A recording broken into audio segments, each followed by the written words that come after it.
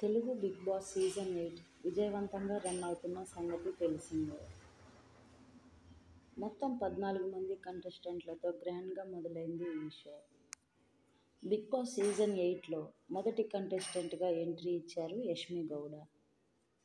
ఆమె ఎవరు? ఆమె రియల్ స్టోరీ ఈ వీడియోలో చూద్దాం.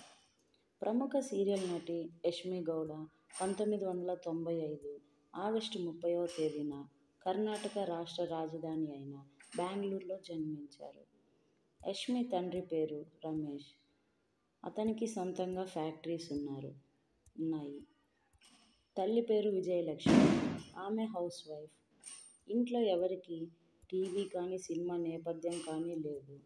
యష్మికి చిన్నతనం నుండే సాంస్కృతిక కార్యక్రమాలు అంటే ఇష్టం.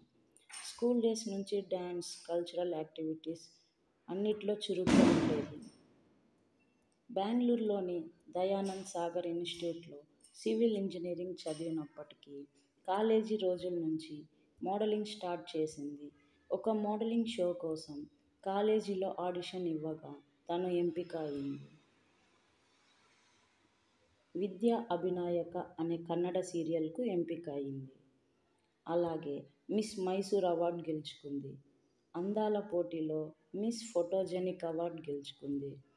కన్నడ సీరియల్లో నటిస్తుండగా తెలుగు సీరియల్ స్వాతి చినుకుల్లో వినీలా క్యారెక్టర్గా అవకాశం వచ్చింది.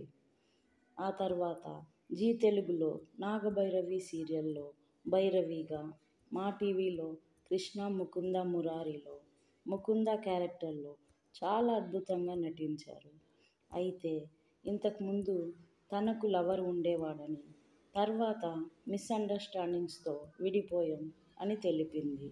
అయితే ప్రజెంట్ తను మాత్రం సింగిల్ అని తెలిపింది. రానున్న రోజుల్లో బిగ్ బాస్లో తన ఆటతో బిగ్ బాస్ టైటిల్ కొడుతుందో లేదో చూద్దాం.